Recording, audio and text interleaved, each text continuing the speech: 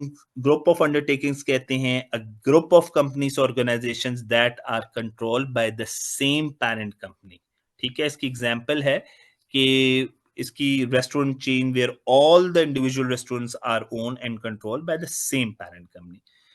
Binding corporate rules को हम further आगे डिटेल में देखेंगे, अभी सिर्फ क्विकली इसे समझ लेते हैं कि एक ऐसी binding बीसीआरस are internal policies that allow company to transfer personal data across borders within their own group while ensuring data protection standards are met. BCRs आपकी वो इंटरनल पॉलिसीज हैं जो कि अलाउ करती हैं कंपनीज को कि वो अपना पर्सनल डाटा को across borders with in their own group, अपने ग्रुप्स के अंदर जो मल्टीनेशनल उनकी कंपनी का ग्रुप है, भेज सके। इसकी एग्जांपल देख लेते हैं कि a global tech company with in offices, एक ग्लोबल टेक कंपनी है, उसके ऑफिसेस हैं अमेरिका के अंदर, यूरोप के अंदर, एशिया के अंदर। अब वो इन बीसीआरस को यूज करता है to ensure that the employer data is safely transferred between the offices के अंदर, पर्सनल डाटा को बीसीआरस के थ्रू भेज सके while following data protection laws. अच्छा, स्टैंडर्ड कॉन्ट्रेक्चुअल क्लॉजेस किसे कहते हैं? Standard contract terms that ensure personal data is protected when sent to other countries. अगर कोई भी पर्सनल डाटा दूसरे ममालिक को भेजा जाता है तो वहां कुछ आपको स्टैंडर्ड कॉन्ट्रैक्ट टर्म्स साइन करनी पड़ती है, या सॉर्ट ऑफ प्रोमिसेस भी कहती है। इसकी एग्जांपल देख लेते हैं। A company uses standard contractual clauses when sharing data with the partner in a non-Europe country। ठीक है, एक कंपनी है, उसने कुछ स्टैंडर्ड कॉन्ट्रेक्चुअल क्लॉजेस साइन की जब उसने अपने डाटा को शेयर किया विद द पार्टनर जो कि नॉन यूरोप कंट्री में है। ठीक है, सब processor, joint controller, joint processor बहुत इंपॉर्टेंट है। जो फर्दर आगे जो टर्म्स आ रही हैं इन्हें फर्दर हम डिटेल्स में भी पढ़ेंगे, लेकिन इनका भी समझना जरूरी है। सब प्रोसेसर कहते हैं कोई भी a third party hired by the processor to handle some of the data processing task। ठीक है, इसकी एग्जांपल देख लेते हैं कि a marketing agency hires a graphic design company to create promotional materials using customer data provided by the agency। The agency must ensure the sub processor allows GDPR rules। के एक marketing agency है, processor है, उसने higher किया एक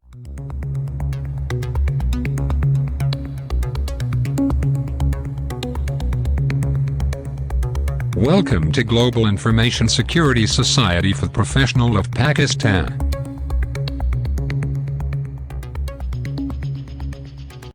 बिस्मिल्लाहिर्रहमानिर्रहीम, अस्सलाम वालेकुम। हमारा आज का जो टॉपिक है ये जीडीपीआर सीरीज 2 पर है, जिसमें हम देखेंगे जीडीपीआर लॉ को, इसके चैप्टर्स को देखेंगे, इसके आर्टिकल्स को देखेंगे और उन्हें एक सिंपल एग्जांपल से समझेंगे।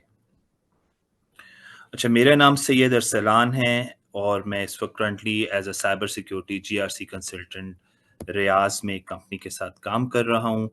फर्दर आप मेरी लिंक्डइन प्रोफाइल पर भी जाकर मुझे मेरे साथ इन टच रह सकते हैं।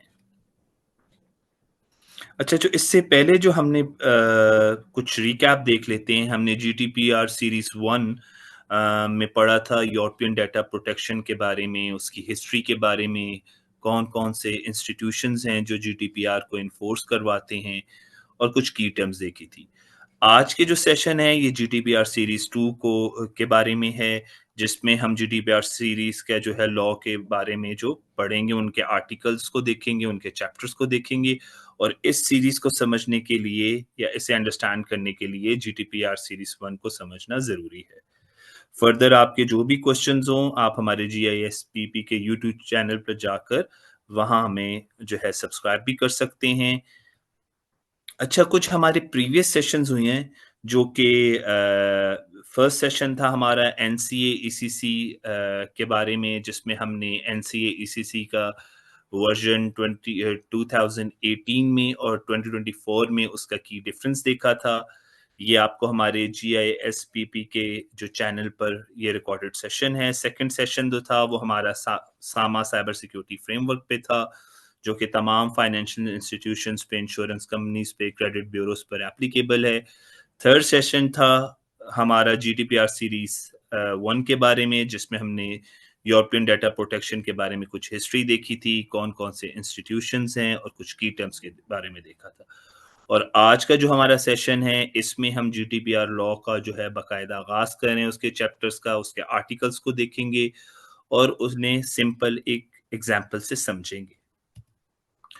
हमारे अपकमिंग प्लान्स में हैं, आफ्टर कंप्लीटिंग जीडीपीआर सीरीज हम पीडीपीएल को देखेंगे, हम सामा की सीरीज स्टार्ट करेंगे जिसमें हम सामा के आईटी गवर्नेंस फ्रेमवर्क को देखेंगे, काउंटर फ्रॉड फ्रेमवर्क को देखेंगे, सामा का बिजनेस कंटिन्यूटी मैनेजमेंट फ्रेमवर्क को डिटेल में देखेंगे, एनसीए की फिर सीरीज स्टार्ट करेंगे जिसमें हम critical system cyber security controls को देखेंगे, हम डेटा साइबर सिक्योरिटी कंट्रोल्स को देखेंगे, social media accounts, telework, national cryptographic standard को देखेंगे, third party vendor risk management को समझेंगे। फिर आईएसओ 27000 की सीरीज में हम जो है 2013 और 2022 के वर्जन को हम समझेंगे।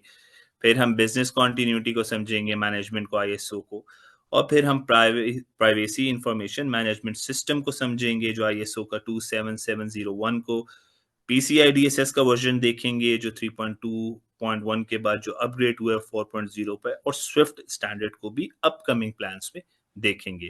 तो इसलिए YouTube पे आप हमारा GISPP का चैनल सब्सक्राइब करें और वहाँ अपना फीडबैक दें। इंशाअल्लाह ताला अपकमिंग प्लान्स जो हैं हमारे इंशाअल्लाह ताला बड़े इंटरैक्टिव सेशंस होंगे। अच्छा, आज के सेशन में हम GDPR के बारे में कुछ डेफिनेशन और उसके की टर्म्स देखेंगे और चैप्टर नंबर 1 से चैप्टर नंबर 6 तक को देखेंगे और इसमें जितने भी आर्टिकल्स हैं उन्हें उनका क्रक्स समझेंगे एक सिंपल एग्जांपल से। तो स्टार्ट करते हैं प्रॉपर। अच्छा, आर्टिकल 1 में इट्स अबाउट सब्जेक्ट मैटर और इसके ऑब्जेक्टिव्स को हम देखते हैं। जीडीपीआर एम करता है, प्रोटेक्ट करता है फंडामेंटल राइट्स को, फ्रीडम को, और ये इंश्योर करवाता है कि जो है पर्सनल डाटा है वो हैंडल किया जाता है प्राइवेसी के साथ, डिग्निटी के साथ, फ्रीडम के साथ, और हर जो है इंसान को उससे फुल कंट्रोल है अपने डाटा की प्रोटेक्शन पर, और ये उसका फंडामेंटल राइट है। फर्दर जो है ये एक एस्टैब्लिश करता है कंसिस्टेंट रूल्स को, set uniform guidelines for processing personal data across Europe. Europe की जितनी कंट्रीज हैं जिनके बारे में मैंने जीडीपीआर सीरीज में बताया हुआ है कि किन किन कंट्रीज पर ये जो है एप्लीकेबल है, उसके अक्रॉस जो है ये कंसिस्टेंट रूल्स को जो है बिल्ड करता है ताकि जितने भी यूरोप के कंट्रीज हैं उसमें जो है डाटा प्रोटेक्शन लॉस को कंसिस्टेंट रूल के साथ फॉलो किया जाए और किसी भी कंट्री में कोई कंफ्यूजन या कंफ्लिक्ट ना हो रिगार्डिंग डाटा प्रोटेक्शन। अच्छा, इस आर्टिकल में फर्दर बताया गया है कि free flow of personal data को ये अलाउ करता है पर्सनल डाटा को कि वो फ्रीली मूव करे with in European countries supporting business operations. Further ये इंश्योर करता है कि while data freely falls, individuals' privacy rights are always protected। तो ये जो 3 इसके बेसिक क्रक्स हैं आर्टिकल नंबर 1 में, कि फंडामेंटल राइट्स एंड फ्रीडम्स की बात करता है, कंसिस्टेंट रूल्स की बात करता है अक्रॉस यूरोप, और free flow of personal data within the Europe ये फैसिलिटेट करता है। एग्जांपल है इसकी कि GDPR ensures that a company in France can send personal data to a branch in Germany without facing different laws as long as privacy protection is maintained। कि GDPR ensure करता है कि एक कंपनी अगर France में है तो वो अपने पर्सनल डाटा को भेज सके अपनी जर्मनी की ब्रांच में विदाउट फेसिंग कोई डिफरेंट लॉस को। अच्छा, आर्टिकल 2 में ये मटेरियल स्कोप की बात करता है कि GDPR applies to a personal data that is processed by computers और ऑटोमेटेड सिस्टम्स। ठीक है, जीडीपीआर अप्लाई होता है कंप्यूटर्स पर और ऑटोमेटेड सिस्टम्स पर। सेकेंडली अप्लाई होता है उस डाटा पर जो मैन्युअली जिसे ऑर्गेनाइज वे में हम स्टोर कर रहे हो। इन दोनों की एग्जांपल देख लेते हैं कि a company store customer data in a cloud database for marketing purpose, ऐसी जो है कंपनी पर भी जीडीपीआर अप्लाई होगा। और अगर एक डॉक्टर है वो ऑफिस में पेशेंट रिकॉर्ड्स को सेव करता है किसी फाइलिंग अपनी कैबिनेट में, तो ऐसी इस मैनुअल प्रोसेस पे भी जीडीपीआर अप्लाई होता है। अच्छा, जीडीपीआर कहाँ अप्लाई नहीं होता? आपके पर्सनल और हाउस होल्ड की जो चीजें हैं, आपकी फैमिली फोटोज हैं, आपकी प्राइवेट ईमेल्स हैं, और जो गवर्नमेंट एक्टिविटीज हैं लाइक नेशनल सिक्योरिटी और क्रिमिनल इन्वेस्टिगेशंस, इन चीजों पर जीडीपीआर अप्लाई नहीं होता। आर्टिकल 3 में टेरिटोरियल स्कोप की बात कर रहे हैं कि GDPR applies geographically within the Europe. GDPR apply होता है data processing activities carried out by activities based in the Europe, regardless of where the processing happens. Processing जहां भी हो, लेकिन GDPR तमाम एंटिटीज में जो यूरोप में है उन पर GDPR अप्लाई होता है। आउटसाइड यूरोप में किन पे अप्लाई होता है? GDPR applies to non Europe organisations. जो नॉन यूरोप ऑर्गेनाइजेशंस हैं, जो कोई ऑफर कर रही हैं गुड और सर्विसेज को to individuals in the Europe. Europe में अगर कोई गुड और सर्विसेज नॉन यूरोपियन कंट्रीज में हो रही है और वो डाटा यूज कर रहे हैं यूरोपियन सिटीजन और इंडिविजुअल्स का, तो इस केस में भी जीडीपीआर अप्लाई होता है। फर्दर कोई भी ऑनलाइन ट्रैकिंग या बिहेवियर इंडिविजुअल का मॉनिटर किया जा रहा है यूरोप के सिटीजन्स का, तो वहां भी जो है जीडीपीआर अप्लाई होगा। इसकी एग्जांपल देख लेते हैं कि an e commerce site in the USA selling products to European residents must comply with the GDPR. कि अगर कोई ई कॉमर्स साइट है अमेरिका के अंदर और वो प्रोडक्ट बेच रही है यूरोपियन के रेजिडेंट्स को, तो उसे जीडीपीआर से कंप्लाई होना पड़ेगा। Example 2, a Singapore-based app tracking the location of European users for targeted ads must also comply. एक सिंगा बेस्ड ऐप ट्रैकिंग है और वो लोकेशन ट्रैक कर रही है यूरोपियन यूजर्स को फॉर टारगेटेड एड्स के लिए, तो वो भी जीटीपीआर से कंप्लाई होगी। आर्टिकल 4 में कुछ डेफिनेशन है, कुछ की टर्म्स हैं जो कि पूरे जीटीपीआर सीरीज में फ्रीक्वेंटली यूज होंगी, तो इन्हें बहुत गौर से देख लेते हैं। पर्सनल डाटा है कोई भी इंफॉर्मेशन जो कि डायरेक्टली या इनडायरेक्टली किसी भी पर्सन को आइडेंटिफाई करती है, उसका नाम, उसका ईमेल एड्रेस, उसका आईपी एड्रेस, इसे पर्सनल डाटा कहते हैं। डाटा सब्जेक्ट है the individual whose personal data is being process. कोई भी शख्स जिसका पर्सनल डाटा जो है वो प्रोसेस हो रहा है। प्रोसेसिंग कैसे कहते हैं? Any operation perform on personal data. कोई भी ऑपरेशन आपके पर्सनल डाटा पर प्रोसेस हो रहा है, चाहे वो कलेक्ट किया जा रहा है, चाहे वो स्टोर किया जा रहा है, चाहे वो शेयर किया जा रहा है, चाहे वो डिलीट किया जा रहा है, इसे प्रोसेसिंग कहते हैं। अच्छा, कंट्रोलर और प्रोसेसर बहुत इंपॉर्टेंट टर्म है पूरी सीरीज में। जब तक हम कंट्रोलर और प्रोसेसर के डिफरेंस को नहीं समझेंगे, it's very hard to understand this law. तो controller the entity that decides why and how personal data is processed. कोई भी एंटिटी जो ये डिसाइड करे कि क्यों और कैसे उसका जो पर्सनल डाटा है वो प्रोसेस किया जाएगा, उसे कंट्रोलर कहते हैं। इसकी एग्जांपल देख लेते हैं। A hospital decides to store patient records for medical treatment purposes. कि एक हॉस्पिटल है, उसने डिसाइड किया कि वो कैसे अपने पेशेंट के रिकॉर्ड्स को स्टोर करेगा फॉर मेडिकल ट्रीटमेंट पर्पस, तो इस हॉस्पिटल इस केस में कंट्रोलर कहलाएगा। प्रोसेसर क्या है? The entity that process personal data on behalf of the controller. कोई ऐसी एंटिटी जो प्रोसेस करती है पर्सनल डाटा को on behalf of A controller, controller उसे इजाजत देता है। जिस तरह इसकी एग्जांपल देख लेते हैं कि अ cloud storage provider stores and secures the hospital patient data on it's server. कि क्लाउड स्टोरेज प्रोवाइडर है, वो स्टोर कर रहा है और सिक्योर कर रहा है हॉस्पिटल के पेशेंट को डाटा को अपने सर्वर्स पर। तो इस केस में जो आपका हॉस्पिटल होगा वो कंट्रोलर होगा, क्योंकि वो डिसाइड कर रहे हैं कि क्यों और कैसे पेशेंट डाटा को यूज किया जाए। और जो क्लाउड प्रोवाइडर जो है, क्लाउड स्टोरेज प्रोवाइडर है, इस केस में इसे प्रोसेसर कहा जाएगा, क्योंकि ये आपके डाटा को प्रोसेस कर रहे ऑन द हॉस्पिटल्स इंस्ट्रक्शंस। अच्छा, फर्दर इसमें कॉन्सेंट है इंसान की मर्जी, उसकी राय, freely given informed and specific agreement by a data subject to the processing of their data. हम फर्दर इन डेफिनेशंस को मजीद फर्दर स्लाइड्स में जो आगे आएंगी उन्हें मजीद डिटेल्स में पढ़ेंगे। अच्छा, कुछ और डेफिनेशंस हैं बहुत इंपॉर्टेंट, इन्हें समझते हैं कि प्रोफाइलिंग किसे कहते हैं। Automated processing of a personal data to assess specific aspects of an individual.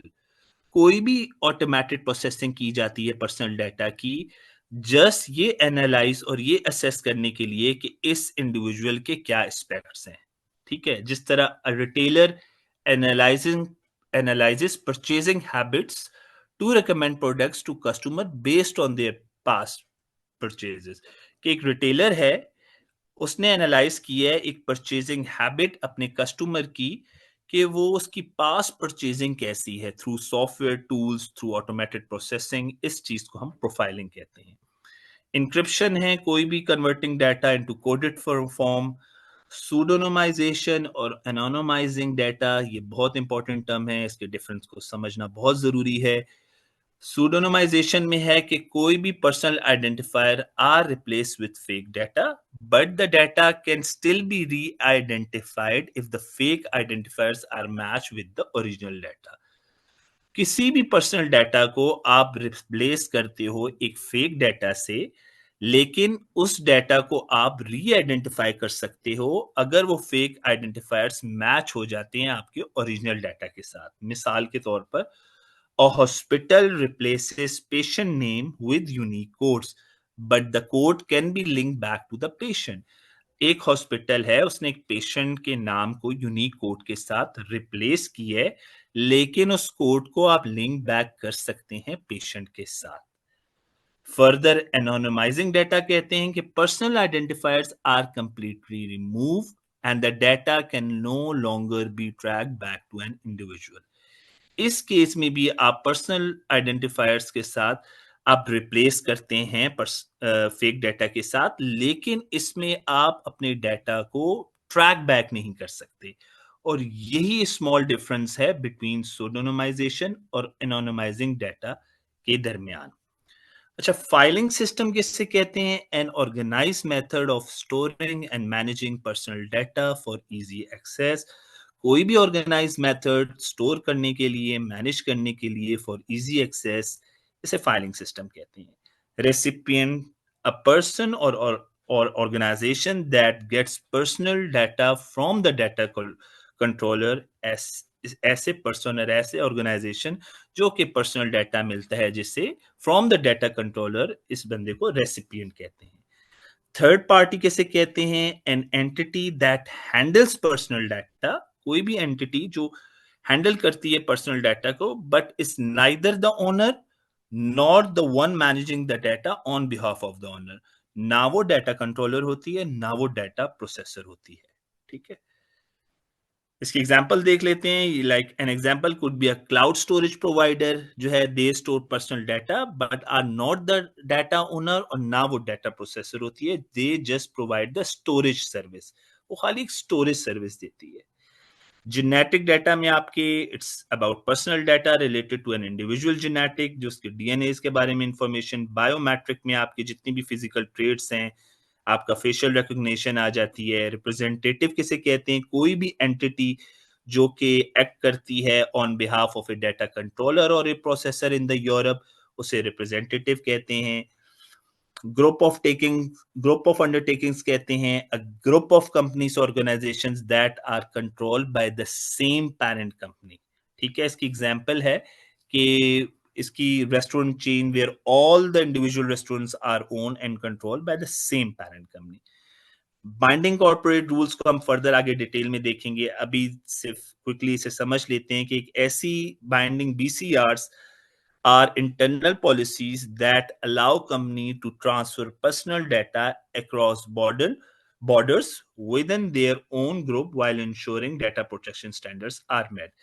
BCRs आपकी वो इंटरनल पॉलिसीज हैं जो कि अलाउ करती हैं कंपनीज को कि वो अपना पर्सनल डाटा को across borders with in their own group, अपने ग्रुप्स के अंदर जो मल्टीनेशनल उनकी कंपनी का ग्रुप है, भेज सके। इसकी एग्जांपल देख लेते हैं कि global tech company with in offices, एक ग्लोबल टेक कंपनी है, उसके ऑफिसेस हैं अमेरिका के अंदर, यूरोप के अंदर, एशिया के अंदर। अब वो इन BCRs को यूज करता है to ensure that the employer data is safely transferred between the offices के अंदर पर्सनल डाटा को BCRs के थ्रू भेज सके while following data protection laws. अच्छा, स्टैंडर्ड कॉन्ट्रेक्चुअल क्लॉजेस किसे कहते हैं? Standard contract terms that ensure personal data is protected when sent to other countries. अगर कोई भी पर्सनल डाटा दूसरे ममालिक को भेजा जाता है तो वहां कुछ आपको स्टैंडर्ड कॉन्ट्रैक्ट टर्म साइन करनी पड़ती है या सॉर्ट ऑफ प्रोमिसेस भी कहते हैं. इसकी एग्जांपल देख लेते हैं. A company uses standard contractual clauses when sharing data with a partner in a non-Europe country. ठीक है, एक कंपनी है, उसने कुछ स्टैंडर्ड कॉन्ट्रेक्चुअल क्लॉजेस साइन की जब उसने अपने डाटा को शेयर किया विद द पार्टनर जो कि नॉन यूरोप कंट्री में है. ठीक है, सब processor, joint controller, joint processor बहुत इंपॉर्टेंट है. जो फर्दर आगे जो टर्म्स आ रही हैं इन्हें फर्दर हम डिटेल्स में भी पढ़ेंगे, लेकिन इनका भी समझना जरूरी है. सब प्रोसेसर कहते हैं कोई भी a third party hired by the processor to handle some of the data processing task. ठीक है, इसकी एग्जांपल देख लेते हैं कि a marketing agency hires a graphic design company to create promotional materials using customer data provided by the agency. The agency must ensure the sub-processor allows GDPR rules. के एक marketing agency है, processor है, उसने higher किया एक graphic design company, ठीक है, जो कि अब सब प्रोसेसर हो गया.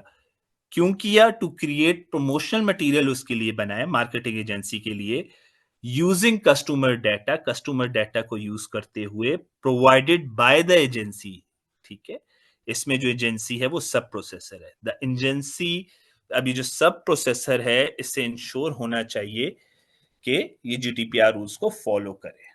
ठीक है, ज्वाइंट कंट्रोलर किसे कहते हैं? टू और more entities that jointly determine the purposes and means of processing data. इसकी एग्जांपल देख लेते हैं कि a fitness app and a smart watch manufacturer jointly collect user health data. एक फिटनेस ऐप है और एक स्मार्ट वॉच मैन्युफैक्चरर है, इन्होंने जॉइंटली कलेक्ट किया यूजर का जो है हेल्थ डाटा को. The fitness app uses the data for workout insights and the smartwatch company uses it to improve device performance. ठीक है, दोनों ने अपने अपने मुताबिक डाटा को यूज किया. Both decide how the data is use, दोनों ने अपने अपने मुताबिक डिसाइड किया, making these two fitness app and the smart watch manufacturer, इन दोनों को आप ज्वाइंट कंट्रोलर कहेंगे. अच्छा, ज्वाइंट प्रोसेसर किसे कहते हैं? टू और more entities that jointly process data on behalf of A controller. इसके एग्जांपल देख लेते हैं कि एक CRM provider and a data analytics company jointly process customer information for a retail business to optimize personalized marketing agency. They process the data as per the retail business instruction but work together on the task. ठीक है, कि एक CRM provider है और एक data analytics company है, दोनों ने ज्वाइंटली प्रोसेस किया कस्टमर इंफॉर्मेशन को फॉर रिटेल बिजनेस. और क्यों क्यों किया? टू ऑप्टिमाइज पर अपनी मार्केटिंग स्ट्रेटजीज को ऑप्टिमाइज करने के लिए. So they process the data as per the retail business instructions. ठीक है, but work together on the task. तो ऐसे केस में इन दोनों को, टू और मोर एंटिटीज को ज्वाइंट प्रोसेसर कहेंगे. रोपा किसे कहते हैं? रिकॉर्ड ऑफ प्रोसेसिंग एक्टिविटीज को. ये एक डिटेल लिस्ट होती है तमाम उन प्रोसेसिंग एक्टिविटीज को जो कैरिड आउट करता है कोई भी डाटा कंट्रोलर या कोई भी डाटा प्रोसेसर. इसकी एग्जांपल है कि कोई भी company maintains a ROPA to track the personal data it collects and process. कोई भी कंपनी है वो एक रोपा, इसे फर्दर हम डिटेल्स में देखेंगे, वो एक जो है एक शीट, एक रिकॉर्ड मेंटेन करती है कि वो पर्सनल डाटा कहां से कलेक्ट कर रही है और उस पे कौन सा ऑपरेशन परफॉर्म कर रही है, प्रोसेस कर रही है. अच्छा, DPIA data protection impact assessment कैसे कहते हैं? ये एक प्रोसेस होता है जस्ट टू असेस कि आप इंपैक्ट देखते हो कि आपकी जो डाटा प्रोसेसिंग एक्टिविटीज हैं ऑन पर्सनल डाटा प्राइवेसी पर उनका क्या इम्पैक्ट है, हाउ मच रिस्की, और इस पूरे प्रोसेस को, इस पूरे क्राइटेरिया को हम फर्दर समझेंगे आगे। इसकी एग्जांपल है, कोई भी कंपनी डीपीआई को कंडक्ट करती है, डाटा प्रोटेक्शन इम्पैक्ट असेसमेंट को करती है, लॉन्च करती है before launching a new app that collects sensitive user data. ठीक है, कोड्स ऑफ कंडक्ट करते हैं, हम कहते हैं वॉलंटरीली गाइडलाइंस जो कि ऑर्गेनाइजेशन फॉलो करती है जीडीपीआर कंप्लायंस को इंश्योर कराने के लिए। एडुकेसी डिसीजन कहते हैं a decision by the European that a non Europe country offers an adequate level of data protection, कि एक डिसीजन जो कि यूरोप लेती है, European countries non European countries के बारे में, कि इनके पास भी ऑफर कर रही है एक adequate level of data protection. Like इसकी एग्जांपल देख लेते हैं, the European decides that the Japan data protection laws offer a similar level of protections to the EU's, so personal data can be transferred from the Europe to Japan without additional safeguards, कि Europe ने decide किया कि Japan का जो data protection law है वो भी almost similar level of protection दे रहे हैं, जो कि जीडीपीआर की तरह जो प्रिंसिपल से अलाइन है। सो पर्सनल डाटा आप ट्रांसफर कर सकते हो from Europe to Japan without any additional safeguards. अच्छा, डेरोगेशंस कैसे कहते हैं, कोई भी special rules in GDPR that allows personal data to be processed in certain situations under specific conditions. ठीक है, इसकी एग्जांपल देख लेते हैं।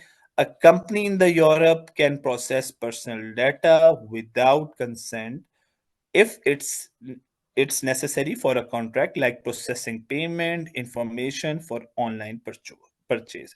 कुछ स्पेसिफिक कंडीशन, कुछ स्पेसिफिक रूल्स पर आप अपने पर्सनल डाटा को कुछ सिचुएशंस पे अलाउ कर सकते हो प्रोसेस करने के लिए। इन्हें फर्दर हम डिटेल्स में इन सब चीजों को आर्टिकल्स में पढ़ेंगे। यूनियन लॉ कहते हैं law made by the European Union that apply to all member countries. ठीक है, लॉ बनाया यूरोपीय यूनियन ने जो कि अप्लाई होता है तमाम मेंबर कंट्रीज पे। ठीक है, जिस तरह जीडीपीआर इसकी एग्जांपल है। Union laws, member countries in terms को, इंस्टीट्यूशंस को हमने जीडीपीआर सीरीज 1 में पढ़ा है। इसलिए मैंने स्टार्ट में कहा था कि जब तक हम जीडीपीआर सीरीज 1 को नहीं सुनेंगे, उन कंट्रीज को नहीं देखेंगे, उन बॉडीज को नहीं देखेंगे, तो ये कुछ टर्म्स हमें इस सीरीज में समझ नहीं आएंगी। कॉम्पिटेंस कहते हैं the authority to make decision and enforce laws in a specific area. कोई भी अथॉरिटी जो कि डिसीजन लेती है और लॉज को इन्फोर्स करवाती है उस स्पेसिफिक खित्ते में। जिस तरह एक आयरिश की डाटा प्रोटेक्शन कमीशन है, उसकी कॉम्पिटेंस है कि वो जीडीपीआर रूल को आयरलैंड के अंदर इन्फोर्स करवा सके। ठीक है, अच्छा, सुपरवाइजरी अथॉरिटी किसे कहते हैं, लीड सुपरवाइजरी अथॉरिटी किसे कहते हैं, ये आज के आर्टिकल्स में हम डिटेल में भी पढ़ेंगे, लेकिन अभी इसका डेफिनेशन हम देखते हैं और इसका डिफरेंस समझते हैं। डाटा सब्जेक्ट कैटेगरीज क्या हैं और डाटा पोर्टेबिलिटी क्या है। अच्छा, सुपरवाइजरी अथॉरिटी है, ये कोई भी इंडिपेंडेंट पब्लिक अथॉरिटी रिस्पॉन्सिबल होती है जीडीपीआर के कंप्लायंस को। हर मेंबर स्टेट जो यूरोप में है उसमें एक अपनी इंडिपेंडेंट सुपरवाइजरी अथॉरिटी है जो कि इंश्योर करवाती है जीडीपीआर के कंप्लायंस को। जिस तरह यूके में आईसीओ है, इंफॉर्मेशन कमिश्नर ऑफिस, जो कि सुपरवाइजरी अथॉरिटी है for data protection in the UK. ठीक है, अच्छा, लीड सुपरवाइजरी अथॉरिटी क्या है, द सुपरवाइजरी अथॉरिटी जो कि that coordinates with other authorities in case involving cross border processing. ठीक है, जहां क्रॉस बॉर्डरिंग आ जाती है और आपकी जो सुपरवाइजरी अथॉरिटी है वो कोऑर्डिनेट करती है अदर अथॉरिटीज के साथ। एग्जांपल देख लेते हैं, जिस तरह Irish data protection commission is the lead supervisory authority for a tech company based in Ireland. ठीक है, but operating across the Europe. अच्छा, इसका डिफरेंस देख लेते हैं कि सुपरवाइजरी अथॉरिटी और लीड सुपरवाइजरी अथॉरिटी में फर्क क्या है। सुपरवाइजरी अथॉरिटी मॉनिटर करती है जीडीपीआर कंप्लायंस को एक स्पेसिफिक कंट्री के अंदर, और जो लीड सुपरवाइजरी अथॉरिटी होती है वो कोऑर्डिनेट करती है क्रॉस बॉर्डर। ठीक है, जीडीपीआर को कंप्लायंस करती है in case involving multiple European countries. तो सुपरवाइजरी अथॉरिटी मॉनिटर करती है जीडीपीआर की कंप्लायंस को within a specific country, और लीड सुपरवाइजरी अथॉरिटी कोऑर्डिनेट करती है क्रॉस बॉर्डर जीडीपीआर कंप्लायंस को इन केस जहां मल्टीपल यूरोपियन कंट्रीज इन्वॉल्व हो जाती हैं, तो वहां lead supervisory authority comes into action. अच्छा, फर्दर हम देख लेते हैं डाटा सब्जेक्ट कैटेगरीज को। Group of individuals whose personal data is processed by an organisation. Example देख लेते हैं, employees, customer, website users are different data subject categories for a company. Company के पास ग्रुप ऑफ इंडिविजुअल्स भी हो सकते हैं, वो एम्प्लॉयज की फॉर्म में हो सकते हैं, वो कस्टमर्स की फॉर्म में हो सकते हैं, वो वेबसाइट यूजर्स की फॉर्म में हो सकते हैं। ये डिफरेंट डाटा सब्जेक्ट कैटेगरीज होती हैं। अच्छा, डाटा पोर्टेबिलिटी किससे कहते हैं? ये एक एबिलिटी है to transfer your personal data from one service और ऑर्गेनाइजेशन टू अनदर, ठीक है, in a format that's easy to use and understand. ये एबिलिटी है अपने डाटा को एक वन सर्विस से या एक ऑर्गेनाइजेशन से दूसरी सर्विस या दूसरी ऑर्गेनाइजेशन में आप ट्रांसफर करो उस फॉर्मेट में जो कि अंडरस्टैंडेबल हो। लाइक इसकी एग्जांपल देख लेते हैं। Data portability is like transferring your contacts from one phone to another. You can ask your current phone service to send your contact list to a new phone, making the switch easier. Further हम in details को, इन definition को details में भी देखेंगे। अच्छा, ये article number 5 बहुत important slide है in terms of interview, in terms of जो है अंडरस्टैंडिंग दिस जीडीपीआर लॉ, तभी इसे समहाउ मैंने येलो में हाईलाइट किया हुआ है। बेसिकली प्रिंसिपल रिलेटिंग, कुछ प्रिंसिपल्स हैं आपके जो आप पर्सनल डाटा पे जब आप उसे प्रोसेस करते हो, और ये ऑलमोस्ट 7 प्रिंसिपल्स हैं। नंबर 1 प्रिंसिपल है lawfulness, fair and transparency. Second को कहते हैं हम purpose limitation, data minimisation, accuracy, storage limitation, integrity and confidentiality और अकाउंटेबिलिटी। ठीक है, ये 7 प्रिंसिपल्स डाटा जो है आपके प्रोसेसिंग जब आप करते हो पर्सनल डाटा के बारे में, तो ये 7 प्रिंसिपल्स हैं बेसिक। अब इन जो प्रिंसिपल्स हैं इनकी हम एक डेफिनेशन को देख लेते हैं और उसे एक एग्जांपल से समझते हैं। अच्छा, लॉफुलनेस, फेयरनेस एंड ट्रांसपेरेंसी कहते हैं कि पर्सनल डाटा को प्रोसेस किया जाए लॉफुली, फेयरली और एक ट्रांसपेरेंट मैनर में। एग्जांपल देख लेते हैं कि एक कंपनी कलेक्ट कर रही है ईमेल एड्रेस न्यूज़लेटर की सब्सक्रिप्शन के लिए। सो जब before collecting the data, the company must inform subscriber about how their data will be used.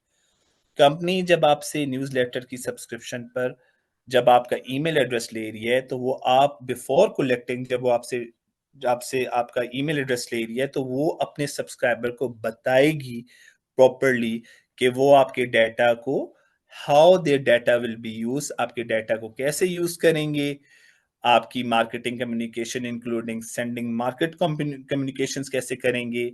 और ये चीज इंश्योर करती है ट्रांसपेरेंसी को, फेयरनेस को, कि आपके पर्सनल डाटा को कैसे प्रोसेस किया जाएगा। सेकंड जो प्रिंसिपल है वो है पर्पस लिमिटेशन, कि पर्सनल डाटा जो कि आपके कलेक्ट किया जाएगा वो कितने वक्त के लिए किया जाएगा, वो क्या लेजिटिमेट पर्पस के लिए होगा, उसे फर्दर कहीं और तो प्रोसेस नहीं किया जाएगा। ठीक है, इसकी एग्जांपल देख लेते हैं कि health app collects user fitness data for tracking exercise performance. The app must not use the data for unrelated purpose like selling it to a third parties. कि एक हेल्थ ऐप है, उसने जो है अपने यूजर से डाटा कलेक्ट किया fitness का, जस्ट टू ट्रैक, सिर्फ एक्सरसाइज की परफॉर्मेंस को ट्रैक करने के लिए। फर्दर वो जो ऐप है वो आपके डाटा को किसी थर्ड पार्टी को सेल नहीं कर सकता जब तक वो आपसे परमिशन, एक्सप्लिसिट कंसेंट आपसे ना ले सके किसी एडिशनल पर्पस के लिए। अच्छा, डाटा मिनिमाइजेशन किसे कहते हैं? Personal data collected should be adequate हो, रेलिवेंट हो, लिमिटेड हो, what is necessary for the intended purpose. जिस पर्पस के लिए कोई कंपनी डाटा ले रही है वो स्पेसिफिक होना चाहिए उस कंपनी के ऑपरेशंस या जो उसके बिजनेस पर्पस है उसे रन करने के लिए। फर्दर अननेसेसरी डाटा नहीं लेना, इसे डाटा मिनिमाइजेशन कहते हैं। एग्जाम्पल से समझते हैं कि एक ऑनलाइन रिटेल स्टोर collect कर रही है customer information को during the checkout process, it should only ask for the minimum required information such as name, shipping address, payment details. ठीक है कि एक ऑनलाइन रिटेल स्टोर कर रही है, आपसे कस्टमर इंफॉर्मेशन ले रही है चेकआउट प्रोसेस को, उससे खाली आपसे पूछना है आपका नाम, shipping address, payment details. It should avoid collecting unnecessary data. उससे अननेसेसरी डाटा लेने की कोई जरूरत नहीं है, जिस तरह आपकी एज है, आपकी मैरिटल स्टेटस है, ठीक है, जब तक कि वो जरूरी ना हो किसी ट्रांजैक्शन प्रोसेस के लिए. अच्छा, फर्दर हम एक्यूरेसी को देखते हैं कि एक्यूरेसी प्रिंसिपल क्या है कि personal data should be accurate and kept up to date. जो आपका पर्सनल डाटा हो वो एक्यूरेट हो और लेटेस्ट इंफॉर्मेशन हो. ठीक है, जिस तरह एग्जांपल इसकी देख लेते हैं कि बैंक मेंटेन करता है कस्टमर्स की कांटेक्ट डिटेल्स को, ताकि एक्यूरेट इसलिए रखना होता है ताकि कल को वो आपसे कम्युनिकेशन कर सके तो सही नंबर पर, सही एड्रेस पर आपको कम्युनिकेट कर सके. ठीक है, अगर कोई कस्टमर चेंज करता है अपना एड्रेस और फोन नंबर को, तो बैंक ने इंश्योर करना है कि अपडेटेड जो इंफॉर्मेशन है वो रिफ्लेक्ट हो रही है उस जो कस्टमर है उसके रिकॉर्ड्स में. ठीक है, ताकि कोई कम्युनिकेशन एरर ना हो सके. अच्छा, स्टोरेज लिमिटेशन कैसे कहते हैं? Personal data should B kept in a form that allows identification of a data subject for no longer than necessary for the purpose for which the data was collected. कि जब तक किसी company और organisation को आपके data की जरूरत है तब तक वो रखेगा, उसके बाद वो उस डाटा को नहीं रखेगा. एग्जाम्पल देख लेते हैं कि an e-commerce website retains customer data for processing orders. ठीक है, after the orders have been fulfilled and a reasonable period has been passed, warranty period है, the company should delete or anonymize the personal data to prevent holding it unnecessary. एक e commerce website है, उसने retain किए customer data को, क्यों किया? कि वो अपने ऑर्डर्स को प्रोसेस कर सके. लेकिन जब ऑर्डर्स फुलफिल्ड हो गए हैं और एक रीजनेबल टाइम पास हो गया है, कस्टमर को उसकी चीज पहुंच गई है, वारंटी भी हो गया है, तो अब उनका डाटा सेव करने की कोई जरूरत नहीं है. अब या तो कंपनी को उसे डिलीट करना है या उसे एनोनिमाइज इस हालत में करना है ताकि उसके डाटा को दोबारा रिट्रीव ना किया जाए. अच्छा, integrity and confidentiality. Personal data को आप प्रोसेस करेंगे इस वे में कि उसमें कोई भी उस डाटा पे कोई अनऑथराइज एक्सेस नहीं कर सकेगा. ठीक है, और यानी कि कोई भी ऑर्गेनाइजेशन अगर आपका डाटा रख रही है तो उसे इंक्रिप्शन, उस पे स्ट्रॉन्ग जो जो उसके एक्सेस कंट्रोल्स हैं, स्ट्रिक्ट एक्सेस कंट्रोल लगाएंगे, passwords management, technical controls, organisation controls, to make sure कि वो आपकी चीजें इंटेग्रिटी और कॉन्फिडेंशियलिटी के साथ है. अकाउंटेबिलिटी कहते हैं कि द डाटा कंट्रोलर, जो कि कंट्रोलर, डाटा कंट्रोलर को हमने देखा था, वो ऑर्गेनाइजेशन, वो एंटिटी जो कि डिसाइड करते हैं why and how your personal information is process. तो डाटा कंट्रोलर है वो रिस्पॉन्सिबल है आपके पर्सनल डाटा को प्रोसेस करने के लिए, और वही अकाउंटेबल है in compliance with the GDPR. तो ये 7 प्रिंसिपल्स हैं related to a personal processing of personal data. बहुत इंपॉर्टेंट स्लाइड है इंटरव्यू पॉइंट ऑफ व्यू से, और इसमें पूछा जाता है कि प्रिंसिपल्स बताएं related to processing of personal data, जिसमें लॉफुलनेस, फेयरनेस एंड ट्रांसपेरेंसी है, पर्पस लिमिटेशन है, डाटा मिनिमाइजेशन है, एक्यूरेसी है, स्टोरेज लिमिटेशन है, इंटेग्रिटी एंड कॉन्फिडेंशियलिटी है, अकाउंटेबिलिटी है. अच्छा, आर्टिकल 6 में वो कह रहे हैं कि लॉफुलनेस ऑफ प्रोसेसिंग, ये भी बहुत इंपॉर्टेंट स्लाइड है, that's why I highlight it in yellow colour. और इसमें भी 6 आपके जो है स्टेप्स हैं जिन पर आपकी लॉफुलनेस होती है प्रोसेसिंग पे. लॉफुलनेस ऑफ प्रोसेसिंग मींस कि आपके पर्सनल डाटा को इस तरीके में इस्तेमाल किया जाए कि वो लीगल रूल्स और एक वैलिड रीजन को ओबे कर सकें. जिस तरह कॉन्सेंट होना चाहिए, बंदे की मर्जी, उसकी राय लेना चाहिए, कॉन्ट्रैक्चुअल नेसेसिटी होनी चाहिए, ठीक है, कॉन्ट्रैक्ट साइन होना हुआ चाहिए, लीगल ऑब्लिगेशन होनी चाहिए उसके, ठीक है, उसके वाइटल इंटरेस्ट को देखना चाहिए कि अगर किसी की to the data is need to protect someone lives, जिस तरह मेडिकल इमरजेंसी के केस में किसी हेल्थ रिकॉर्ड को, तो ये वाइटल इंटरेस्ट हैं। फिर पब्लिक इंटरेस्ट और ऑफिशियल अथॉरिटी जो है वो इसमें आती है लॉफुलनेस ऑफ प्रोसेसिंग में, और लेजिटिमेट इंटरेस्ट आती है कि जो data the data is used for a valid reason by a company until unless it goes against the person rights। तो ये 6 जो आपके स्टेप्स हैं, ये किसी भी प्रोसेसिंग को जो है उसकी लॉफुलनेस को इंश्योर करती है कि ये लीगल रूल्स के साथ है और वैलिड रीजंस के साथ है, जिसमें कॉन्सेंट है, कॉन्ट्रैक्चुअल नेसेसिटी है, लीगल ऑब्लिगेशन आ जाती है उसमें, ठीक है, वाइटल इंटरेस्ट आ जाते हैं, पब्लिक इंटरेस्ट आ जाते हैं और लेजिटिमेट इंटरेस्ट आ जाते हैं। आर्टिकल नंबर 7 कह रहा है कि आपके पास क्या की रिक्वायरमेंट्स है जिसमें आप अपनी राय दे सकते हैं। आप जब भी अपनी राय देंगे वो बड़ी क्लियर होगी, ठीक है। हर कंपनी ने जो राय लेनी है वो in a very clear form, in a form of yes और नो लेनी है, ठीक है। और ये जो कंसेंट है ये कोई फोर्सफुली नहीं होगी, और ये कोई इस तरीके से नहीं ली जाएगी जिसमें आप किसी पर्सन को फोर्स कर सको टू उसकी कंसेंट को, ताकि आप इस तरह का उससे कंसेंट ले सको जिसमें उसे यस कहना पड़े। और सेकंड इसका ओपिनियन है कि कोई भी इंडिविजुअल वो इससे अपनी कंसेंट को इजीली विड्रॉ कर सके, ठीक है। और तीसरी चीज है ये क्लैरिटी हो, ये जो कंसेंट है ये किसी टर्म्स एंड कंडीशन का पार्ट ना हो, ठीक है। इसे सेपरेट रखा जाए ताकि जो इंडिविजुअल है उसे यस और नो कहने में आसानी हो, वो जब दिल चाहे अपनी कंसेंट को विड्रॉ कर सके। इसकी एग्जांपल देख लेते हैं कि a website ask for consent to send marketing email. एक वेबसाइट है वो पूछती है कंसेंट के लिए टू सेंड मार्केटिंग ईमेल्स, ठीक है। तो उस वेबसाइट ने एक क्लियर ऑप्शन देना हो कि आप इन मार्केटिंग ईमेल्स को ऑप्ट इन यस करना चाहते हो या ऑप्ट आउट करना चाहते हो, ठीक है। और आप इसे इजीली विड्रॉ कर सको।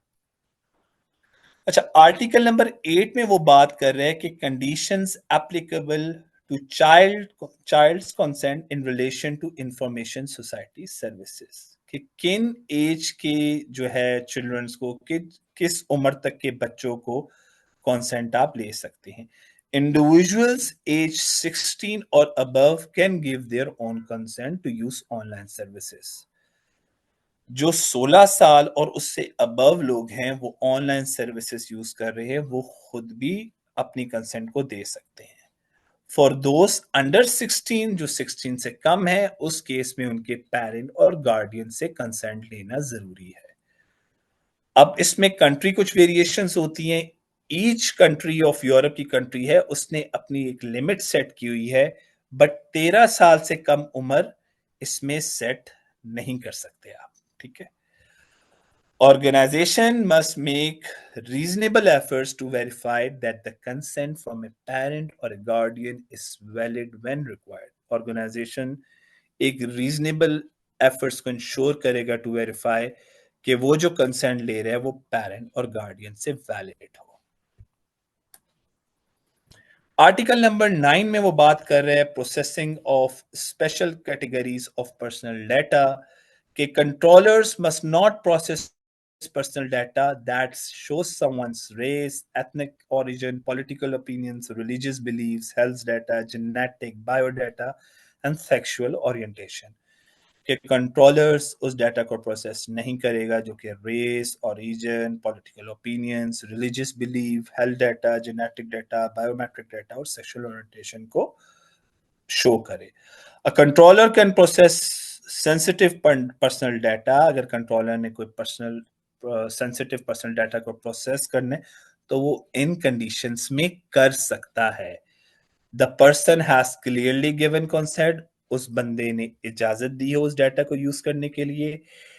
It's needed to save someone lives and they can't give consent. अगर कोई बंदा है उसकी जिंदगी बचाना जरूरी है लेकिन उसने कंसेंट नहीं दी हुई, तब भी आप उसका रिकॉर्ड यूज कर सकते हैं। इट्स रिक्वायर्ड बाय एम्प्लॉयमेंट, अगर कोई रिक्वायरमेंट है किसी एम्प्लॉयमेंट की, कोई सोशल सिक्योरिटी की, कोई सोशल प्रोटेक्शन लॉ है, उस सूरत में भी आप यूज कर सकते हैं।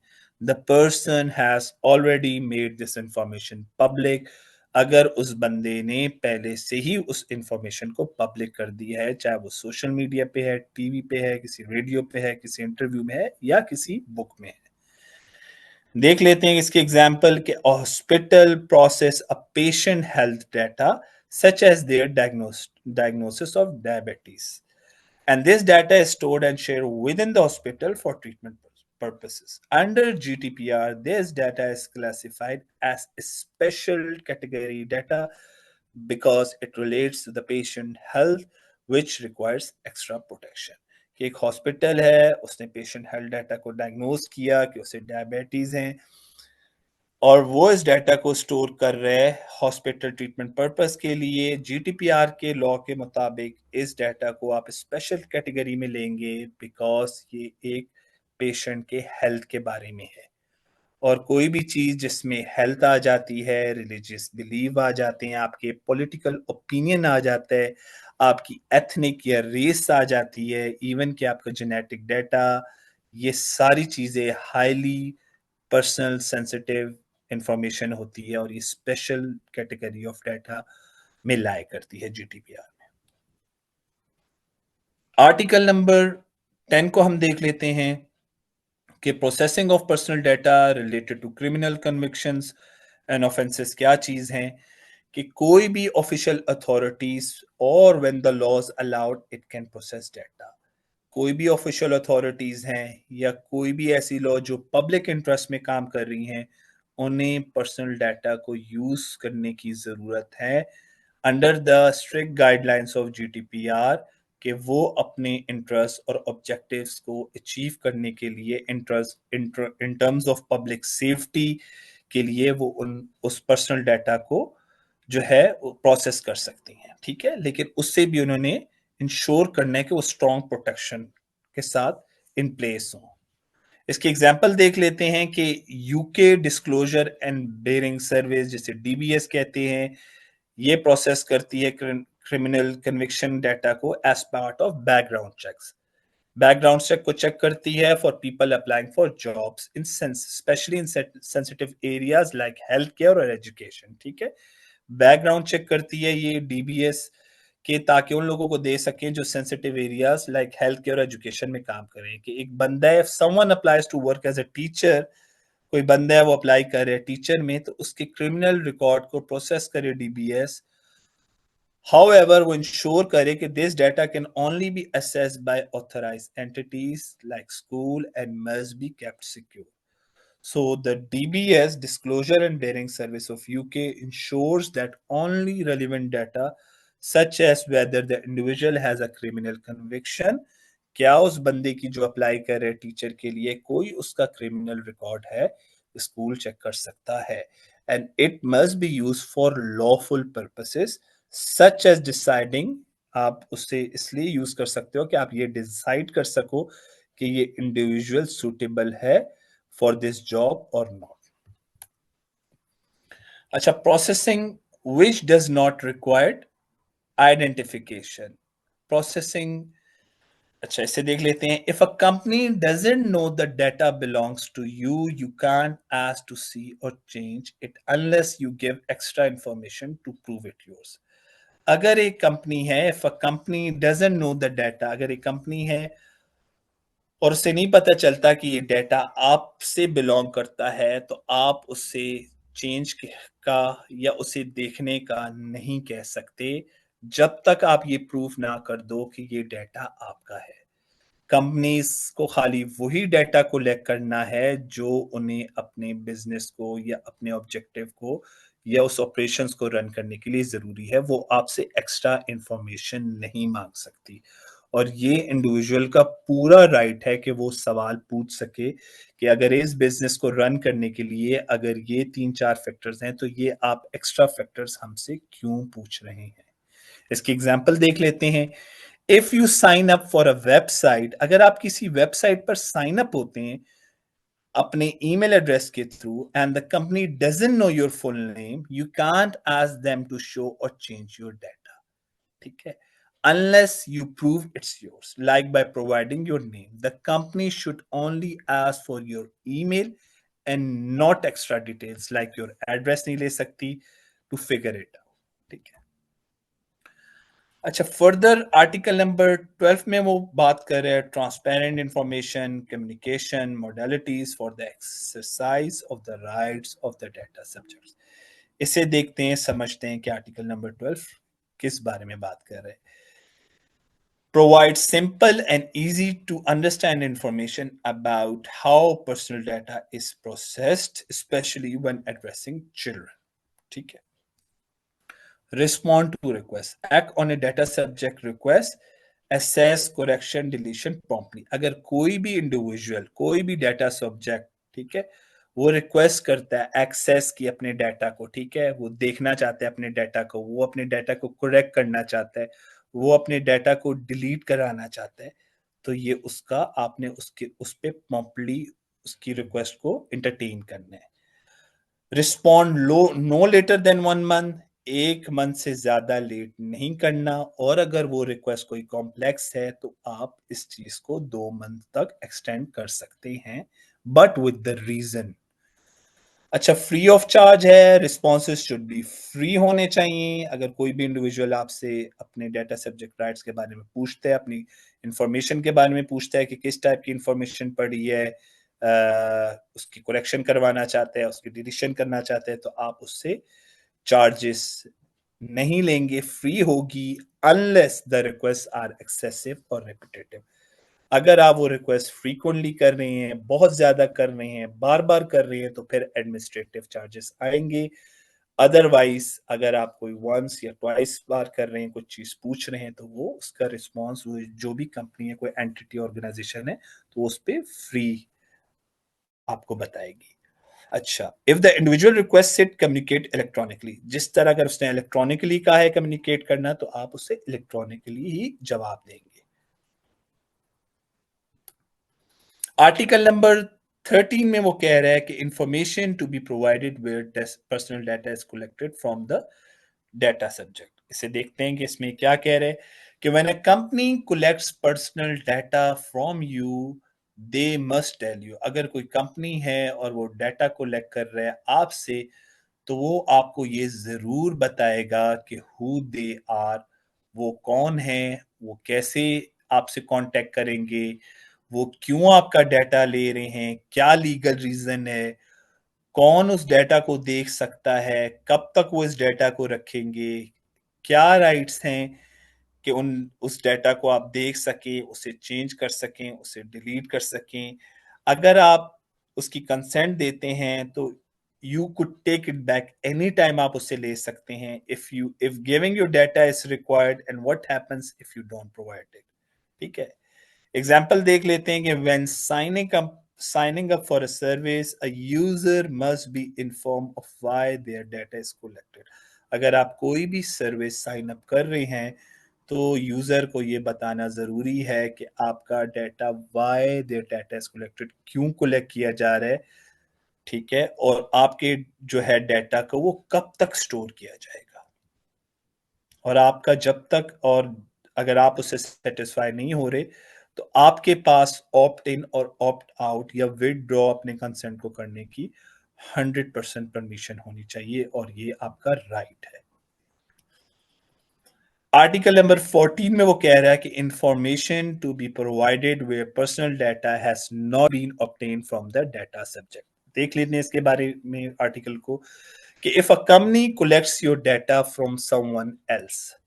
अगर कोई कंपनी डाटा कलेक्ट कर रही है किसी थर्ड पार्टी से, तो they must tell you about it with a reasonable time. वो आपको within a reasonable time बताएगी, usually within a month के अंदर अंदर, and tell you where they got your data from, और ये भी बताएगी कि उन्होंने उस डाटा को कहां से लिया. इसकी एग्जांपल देखकर समझते हैं कि एक कंपनी है, a company buys a customer list from a third party marketing firm.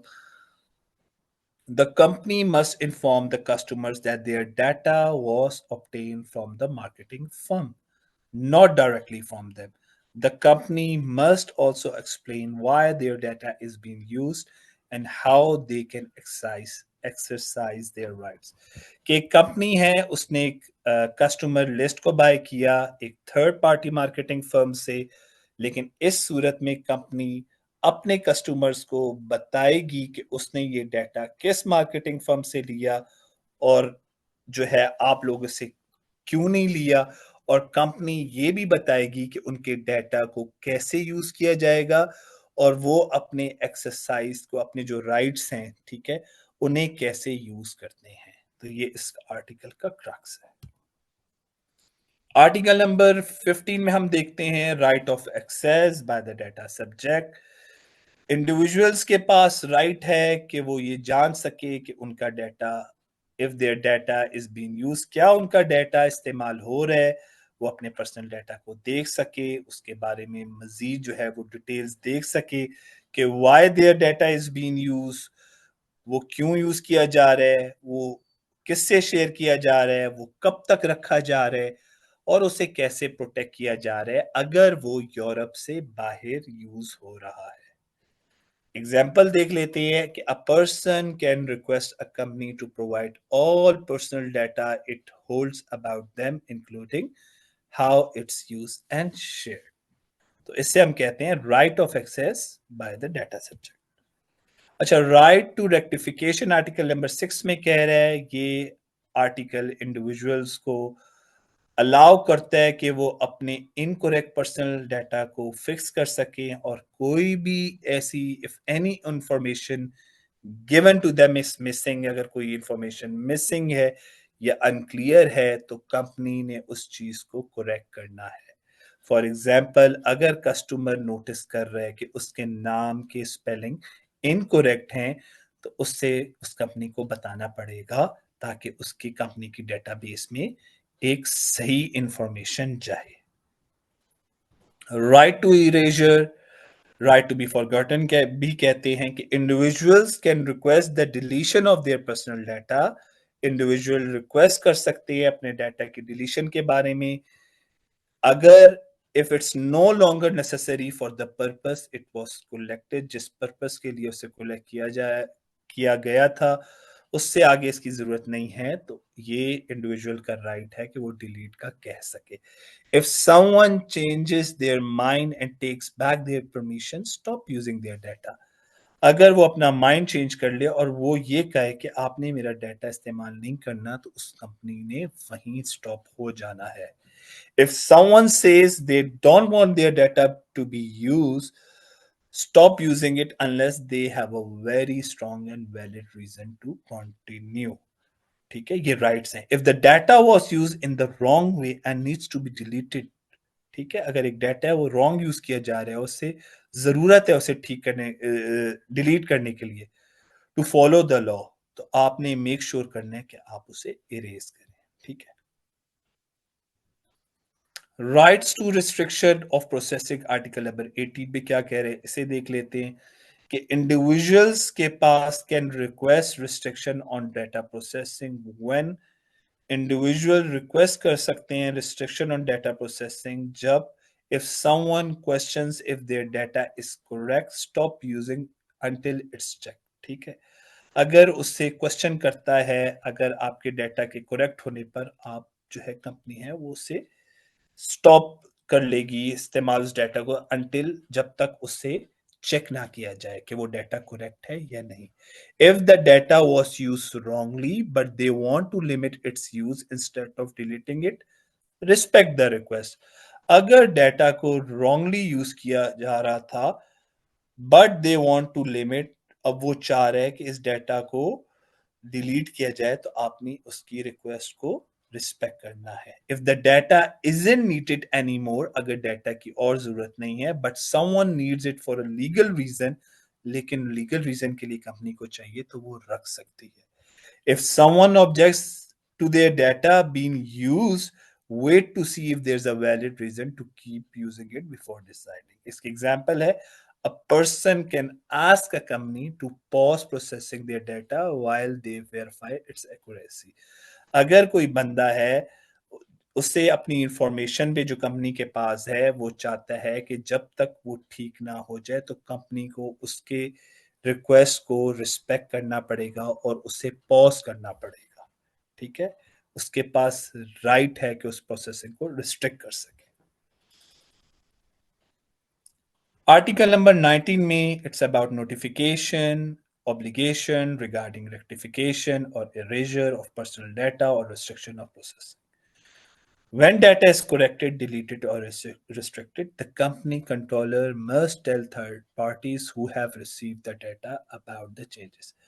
अगर कोई डाटा करेक्ट किया जाता है, उसे डिलीट किया जाता है या उसे रिस्ट्रिक्ट किया जाता है, तो जो कंट्रोलर है जिसने उस डाटा पे डिसाइड करना है व्हाई एंड हाउ, वो बताएगा थर्ड पार्टीज को who have received the data about the changes. अगर कुछ चेंजेस हैं तो वो थर्ड पार्टीज को भी कम्युनिकेट करेगा।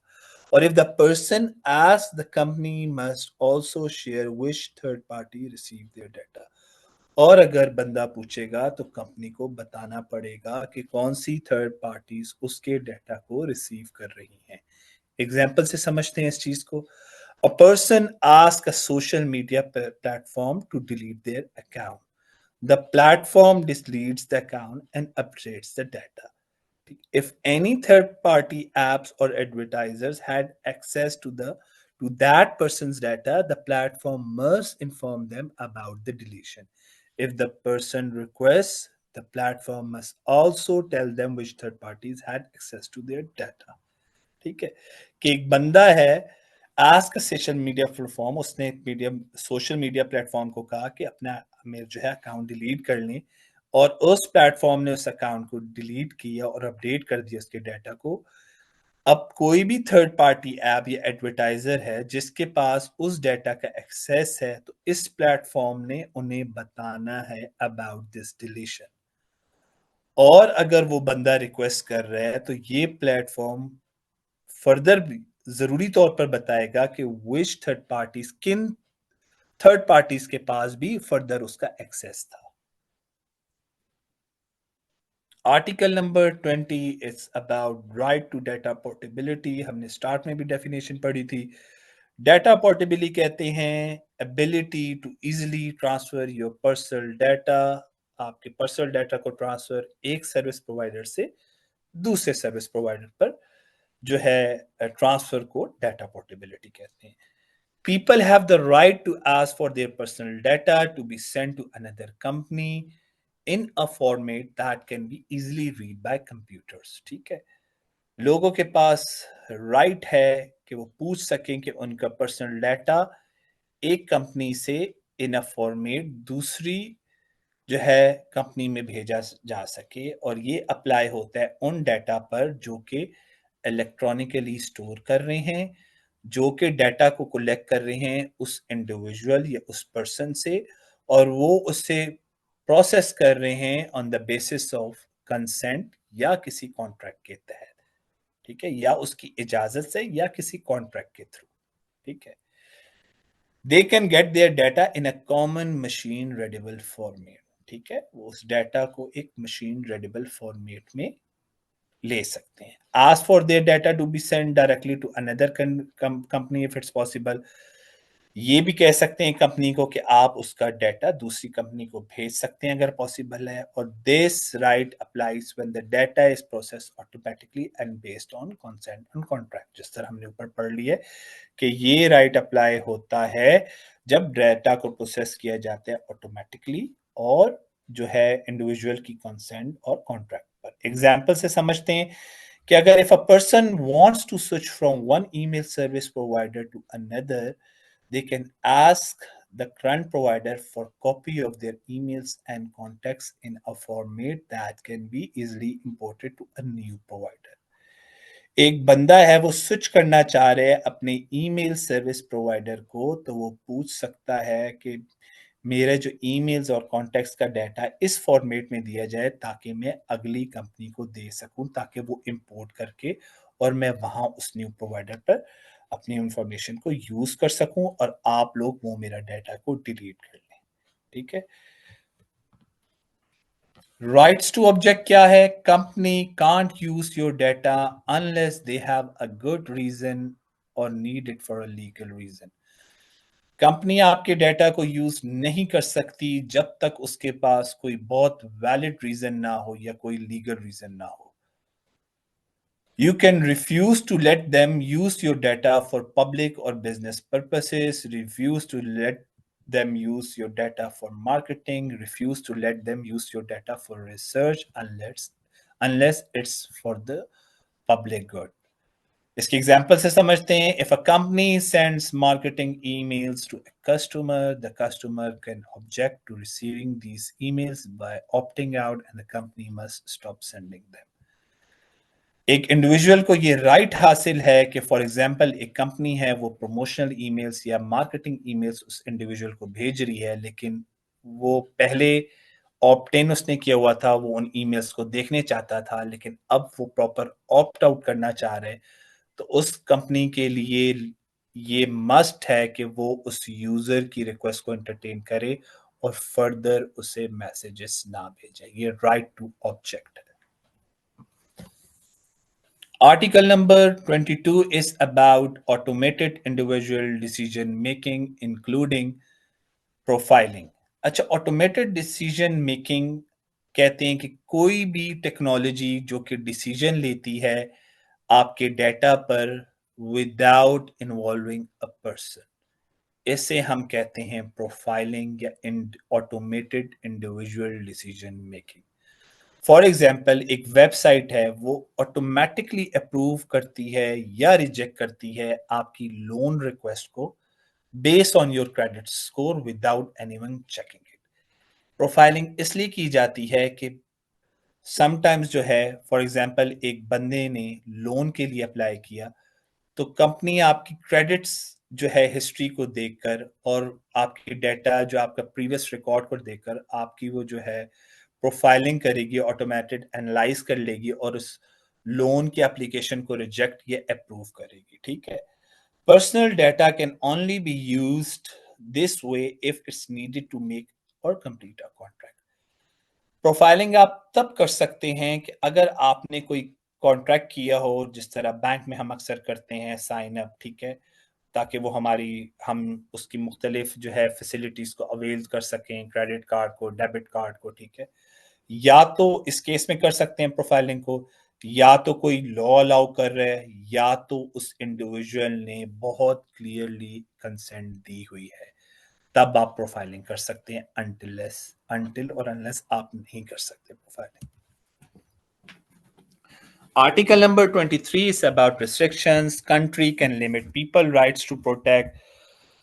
जो यूरोपियन कंट्रीज हैं वो लिमिट करती हैं पीपल को, राइट को, अगर कोई ऐसी इंफॉर्मेशन नेशनल सिक्योरिटी के लिए चाहिए, डिफेंस के लिए चाहिए, पब्लिक सेफ्टी के लिए चाहिए, क्राइम प्रिवेंशन इन्वेस्टिगेशन के लिए चाहिए, तो वो आपके राइट्स को, जो इंडिविजुअल राइट्स को है, इन मौकों पर वो लिमिट करती है. अगर कोई इंडिपेंडेंस ऑफ कोर्ट्स है, गवर्नमेंट एक्टिविटीज हैं, या कोई सिविल लॉस इन्फोर्समेंट है, ऐसे केस में थोड़े से राइट्स को रिस्ट्रिक्ट किया जाता है क्योंकि ये पब्लिक इंटरेस्ट का मामला होता है.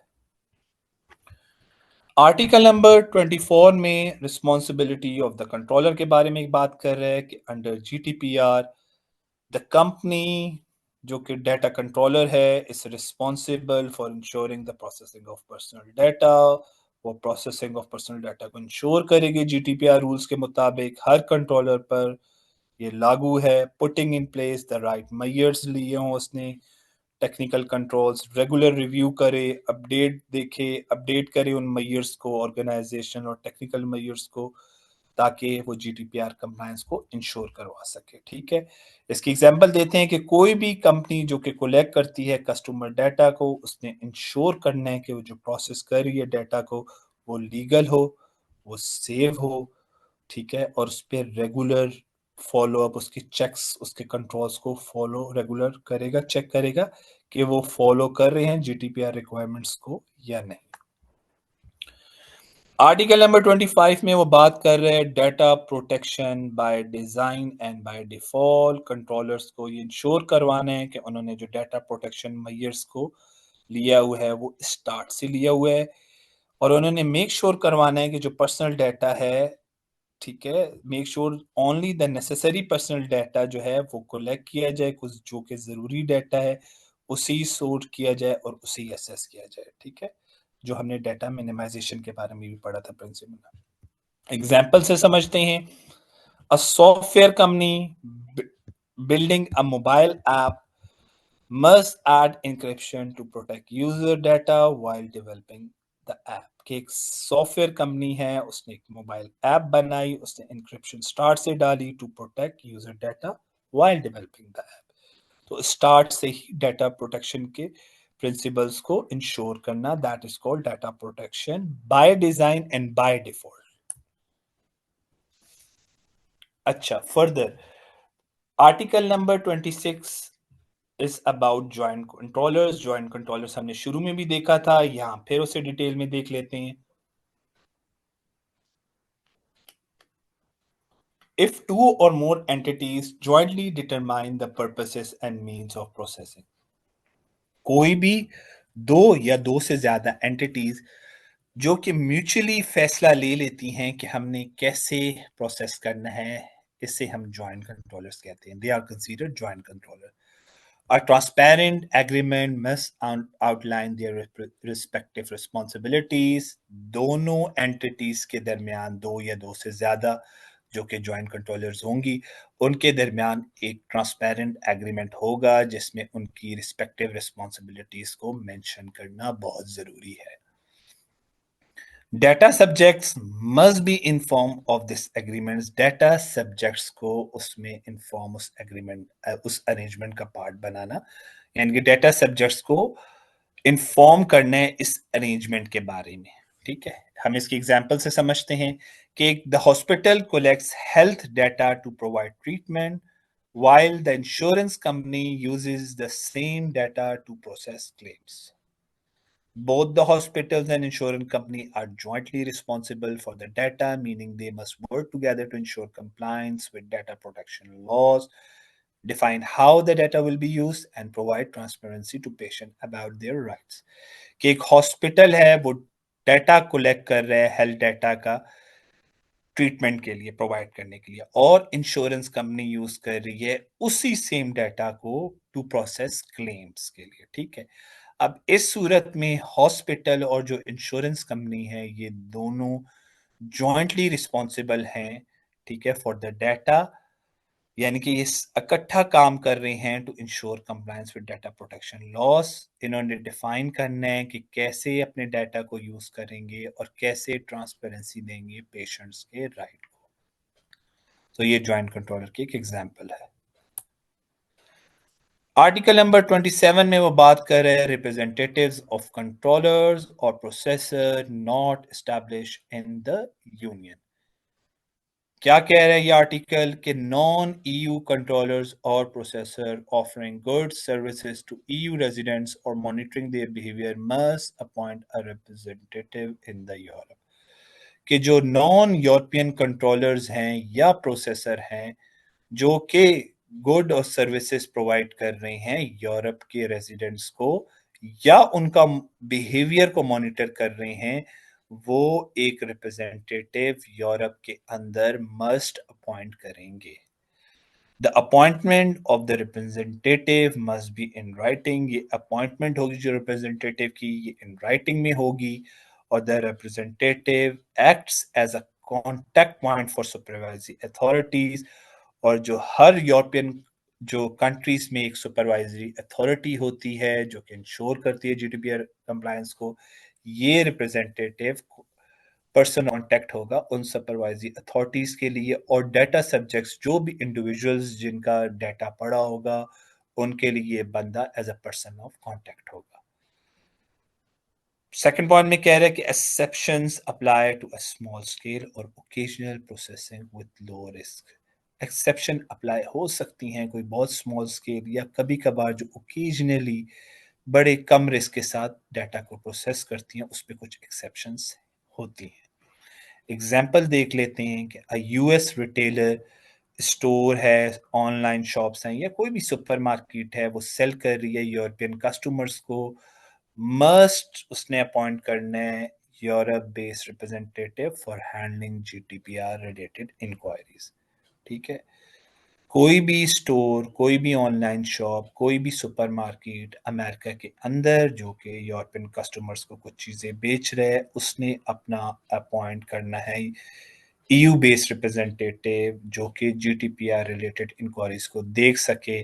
कल को अगर वहाँ की कोई सुपरवाइजरी अथॉरिटी कोई क्वेश्चन पूछती है या कोई भी इंडिविजुअल की कोई रिक्वेस्ट आती है डाटा सब्जेक्ट की कि मेरे डाटा को सही कर लो, डिलीट कर लो, तो उससे वो जो है रिप्रेजेंटेटिव उसको रिप्लाई बैक कर सके।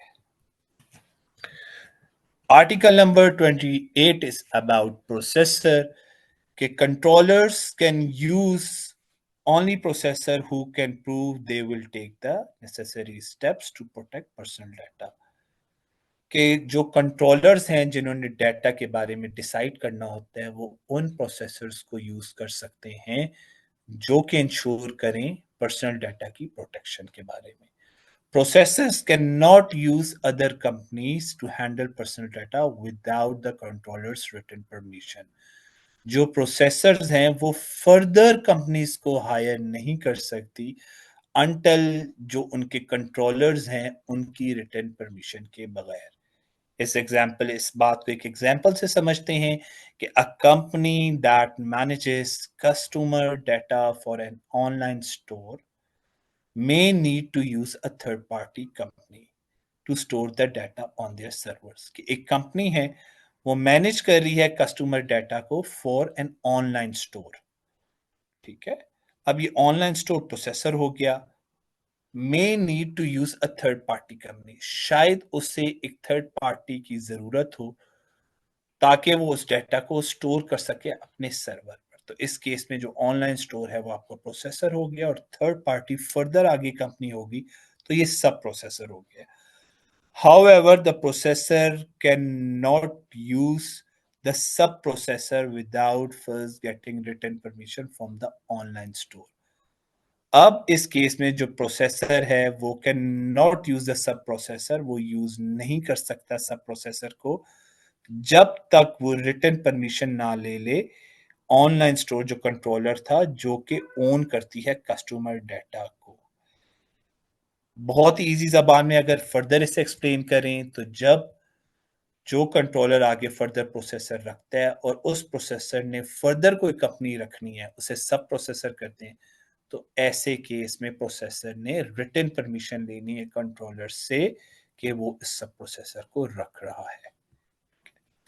There must be a contract or a legal agreement that clearly defines the relationship between the controller and the processor।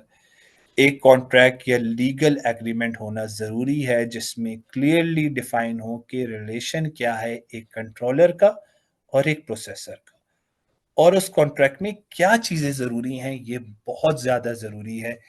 इन्हीं कॉन्ट्रैक्ट्स की कोई भी क्लॉज मिसिंग हो तो ये चीज ऑब्जेक्टेबल होती है कोर्ट्स में। तो ये बहुत इंपॉर्टेंट स्लाइड है कि a contract between a controller and a processor must clearly state कि उसका the purpose type and duration of data processing, कि डाटा प्रोसेसिंग की पर्पस क्या है, टाइप क्या है, उसकी ड्यूरेशन क्या है, the types of data and the people it relates, types of data क्या है, किस टाइप का डाटा है, उससे कौन से लोग एसोसिएट हैं।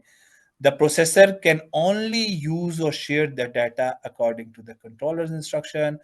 प्रोसेसर खाली उस डाटा को यूज कर सकता है, शेयर कर सकता है according to the controller instructions के मुताबिक। Only authorized people can access and keep the data confidential। खाली authorized लोगों को access होगा, बाकी डाटा जो है वो confidential होगा। The processor needs the controller permission to hire sub processor, जैसे कि हमने यहाँ बात की थी कि प्रोसेसर को कंट्रोलर्स की परमिशन चाहिए होगी to further higher sub processor and must make sure they follow the same rules. ठीक है, the processor must have the controller follow GDPR rule. Processor ने हेल्प करनी है कंट्रोलर की कि वो फॉलो करे GDPR रूल्स को। When the service ends, the data must be deleted or returned। Service and पर डाटा को डिलीट किया जाएगा या रिटर्न बैक किया जाएगा। If the processor gets an instruction that breaks GDPR, they must tell the controller right away। अगर processor gets an instruction that breaks GDPR, ठीक है, तो फौरन वो कंट्रोलर को राइट अवे बताएगा। सब processor must follow the same rules and the processor is responsible for them. सब प्रोसेसर ने भी वही रूल फॉलो करने हैं जो कि, और and the processor responsible for them, processor इसके लिए रिस्पॉन्सिबल है क्योंकि उसने फर्दर सब प्रोसेसर को हायर की है। The contract must be in writing, even electronically contract writing में होगा, इलेक्ट्रॉनिकली चाहे हो। If the processor decides how and why the data is used, they become a controller. अगर प्रोसेसर डिसाइड कर रहा है कि कैसे और क्यों डाटा यूज हो रहा है, तो इस केस में वो प्रोसेसर भी कंट्रोलर कहलाया जाएगा। Article 29, processing under the authority of the controller or processor. Processor can only use personal data as instructed by the controller.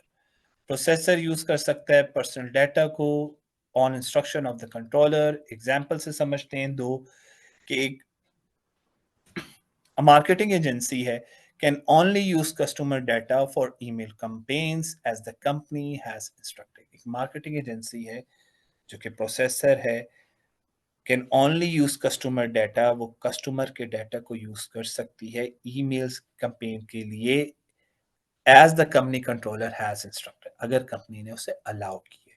Second example से समझते हैं कि एक वीडियो गेम कंपनी है कंट्रोलर की, वो हायर करती है कॉल सेंटर को टू हैंडल कस्टमर सपोर्ट, ठीक है। The call centre can only use players data to assess with support, not for marketing और सेलिंग। सो इस केस में यानी कि processor can only use data use कर सकता है कंट्रोलर की इंस्ट्रक्शन पर, और अगर उससे कोई भी डाउट है प्रोसेसर को तो वो कंट्रोलर से पूछेगा। अच्छा, रोपा के बारे में हम इनिशियली पढ़े, इसे फर्दर हम डिटेल में देखेंगे। रिकॉर्ड्स ऑफ प्रोसेसिंग एक्टिविटीज क्या होते हैं? रिकॉर्ड्स ऑफ प्रोसेसिंग एक्टिविटी वो डॉक्यूमेंट्स होते हैं जो कि ऑर्गेनाइजेशन मेंटेन करता है ताकि वो ये ट्रैक कर सके कि उसके पर्सनल डाटा को, जो लोगों के पर्सनल डाटा है, उसे कैसे हैंडल किया जा रहा है। सिंपल ब्रेकडाउन में देखते हैं की इंफॉर्मेशन टू रिकॉर्ड, हम रोपा में क्या चीजें रिकॉर्ड करते हैं, what data is being collected, जिसमें नेम्स, ईमेल, हेल्थ डाटा आता है, why it's being collected, data की क्या चीजें हम कलेक्ट कर रहे हैं, उसकी कस्टमर सर्विस, उसकी marketing example, who has access, किस किस को एक्सेस है, क्या एम्प्लॉइज को है, क्या किसी थर्ड पार्टी को भी है, हाउ लॉन्ग इट्स केप्ट, उसकी मुद्दत क्या है, 2 साल के लिए रखा जा रहा है डाटा को, 3 साल, 4 साल, 5 साल के लिए रखा जा रहा है, who is responsible for managing, कौन इसके लिए रिस्पॉन्सिबल है, कोई डीपी हो है। तो ये इन चीजों को, ये की इंफॉर्मेशन है और इसे हम रोपा कहते हैं। अच्छा, कंट्रोलर मस्ट कीप रिकॉर्ड्स, और कंट्रोलर ने इस चीज का मस्ट रिकॉर्ड रखना है कंट्रोलर्स की डिटेल के बारे में, कि कंट्रोलर का नाम क्या है, उसका कॉन्टैक्ट इन्फो क्या है, डीपीओ का नाम क्या है अगर एप्लीकेबल है, पर्पस ऑफ डाटा प्रोसेसिंग क्या है, कि क्यों डाटा को यूज किया जा रहा है, टाइप ऑफ पीपल क्या है, कि कौन से लोगों का डाटा जो है, कौन है जिन लोगों का डाटा प्रोसेस किया जा रहा है, वो कस्टमर्स हैं, क्या एम्प्लॉयज हैं, टाइप्स ऑफ पर्सनल डाटा है कि किस टाइप का पर्सनल डाटा की टाइप्स हैं, क्या नेम्स लिए जा रहे हैं, emails, health data, third party आ जाती है, डाटा रिटेंशन आ जाता है, सिक्योरिटी मेजर्स आ जाते हैं। तो कंट्रोलर के पास इस चीज का रिकॉर्ड होना जरूरी है। Processor must also keep records, processor ने भी रखना है कंट्रोलर्स की तरह, ठीक है, कि अगर प्रोसेसर जैसे क्लाउड सर्विस प्रोवाइडर है, उसने भी डॉक्यूमेंट करना है कि what task they perform for each controller, वो हर कंट्रोलर के लिए क्या टास्क परफॉर्म कर रहा है, ठीक है, तो इसकी डिटेल्स वो रखेगा। रोपा कब रिक्वायर्ड होता है? व्हेन इज रोपा रिक्वायर्ड? कोई भी ऑर्गेनाइजेशन जिसमें 250 या उससे ज्यादा लोग हैं, वहां रोपा एप्लीकेबल है। The processing could risk people right, जहां किसी प्रोसेसिंग में कोई रिस्क है पीपल राइट्स में, ठीक है, सेंसिटिव डाटा है, the processing involve sensitive data, ठीक है, तो वहां ये रोपा रिक्वायर्ड जरूरी है। रोपा का फॉर्मेट क्या होगा? The record must be in writing होगा विद एन इलेक्ट्रॉनिक कॉपी, उसकी इलेक्ट्रॉनिक कॉपी अवेलेबल हो और राइटिंग में हो। They must be shared with the supervisory authority if requested. अगर कोई भी सुपरवाइजरी अथॉरिटी किसी भी यूरोप की मेंबर कंट्री या किसी भी कंट्री की अगर आपसे रोपा की डिटेल्स मांगती है तो आपने उसे इलेक्ट्रॉनिक कॉपी उनकी रिक्वेस्ट पर आपने उनसे शेयर मस्ट करनी है. Article number 31 is about cooperation with the supervisory authority के controller और processor supervisory authority के साथ एक cooperation के तहत काम करेंगे. ठीक है, इसके एग्जाम्पल देख लेते हैं कि a company undergoing a data breach investigation must provide relevant documentation and access to authority. कि अगर कोई कंपनी में डाटा ब्रीच हो गया अब उसकी इन्वेस्टिगेशन में जो रिलेटिव जो उस कंट्री की सुपरवाइजरी अथॉरिटी है आपने उसे डॉक्यूमेंटेशन भी देनी है, उसे एक्सेस भी देनी है और आपने उसके साथ फुली कोऑपरेट करना है. आर्टिकल नंबर 32 में वो सिक्योरिटी ऑफ प्रोसेसिंग के बारे में बात कर रहा है कि कंट्रोलर और प्रोसेसर ने इंश्योर करना है टेक्निकल और ऑर्गेनाइजेशन मैयर को जिसमें आपके इंक्रिप्शन आ जाता है, सूडोनमाइजेशन आ जाता है जो हमने पढ़ा था शुरू में, डाटा कॉन्फिडेंशियलिटी आ जाती है, इंटेग्रिटी, अवेलेबिलिटी, रेगुलर टेस्टिंग आ जाती है जो कि सिक्योरिटी मैयर्स हैं. तो ये सिक्योरिटी ऑफ प्रोसेसिंग में आपके पास टेक्निकल और ऑर्गेनाइजेशन मैयर्स आ जाते हैं. आर्टिकल नंबर 33 में वो notification of personal data breach के बारे में बात कर रहे हैं टू द सुपरवाइजरी अथॉरिटी. इस पे हम देख लेते हैं कि क्या की रिस्पॉन्सिबिलिटीज हैं डाटा प्रोसेसर की और कंट्रोलर की in case of a data breach. अच्छा, प्रोसेसर ने कंट्रोलर को फॉरन डाटा ब्रीच के फॉरन एज सून एज पॉसिबल बताना है. ठीक है, प्रोसेसर के पास सिस्टम इन प्लेस होना चाहिए जो कि डिटेक्ट कर सके डाटा ब्रीच को. अगर if the breach may harm data subject rights and freedoms, the controller must report it to the relevant authority. हमने आर्टिकल नंबर 1 में राइट्स एंड फ्रीडम की बात हुई थी. अगर इस ब्रीच से किसी किस्म का नुकसान पहुंच रहा है डाटा सब्जेक्ट्स के राइट्स और फ्रीडम्स को तो कंट्रोलर ने फौरन रिपोर्ट करने हैं अपनी रेलेवेंट अथॉरिटी को. This must be done within 72 hours of the controller becoming aware of the breach. जैसे उस कंट्रोलर को ब्रीच का पता चला उससे विदिन 72 आवर्स बताना पड़ेगा और अगर वो 72 आवर्स में नहीं बता पाता तो उससे वैलिड जस्टिफिकेशन और रीजनिंग भी उस सुपरवाइजरी अथॉरिटी को देनी पड़ेगी कि वो लेट क्यों हुआ. If the report is delayed, the controller must explain why. ठीक है, इस रिपोर्ट में क्या क्या होना चाहिए जब वो बताएगा कि नेचर ऑफ ब्रीच क्या थी, कितने जो अफेक्टेड ग्रुप्स हैं, कितने पीपल जो है कितने लोग उससे इम्पैक्ट हुए हैं उस ब्रीच से, नंबर ऑफ पीपल इम्पैक्टेड, कितने इंडिविजुअल्स अफेक्ट हुए हैं, नंबर ऑफ डाटा रिकॉर्ड्स कितने रिकॉर्ड्स इम्पैक्ट हुए हैं, कॉन्टैक्ट इंफॉर्मेशन देनी है आपने डाटा प्रोटेक्शन ऑफिसर की, possible effects on data subject, क्या इम्पैक्ट हुआ इंडिविजुअल राइट्स एंड फ्रीडम से और अब उसने क्या उस कंट्रोलर ने एक्शन लिया टू फिक्स इट. ठीक है, रिकॉर्ड कीपिंग क्या है, कंट्रोलर ने इन्वेस्टमेंट उसने तमाम रिकॉर्ड रखने हैं जितने भी डाटा ब्रीचेस के हैं उसमें उसकी डिटेल्स, इम्पैक्ट क्या थी, एक्शंस क्या होगा. ठीक है, और this helps the supervisory authority verify if the rules are being followed.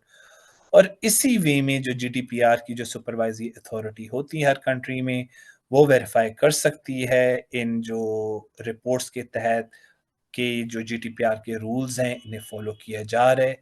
अगर इन रिपोर्ट्स में कोई चीज मिसिंग हो तो इस पे भी सुपरवाइजरी अथॉरिटी के पास फुल राइट है कि वो इस पर पेनलाइज कर सके.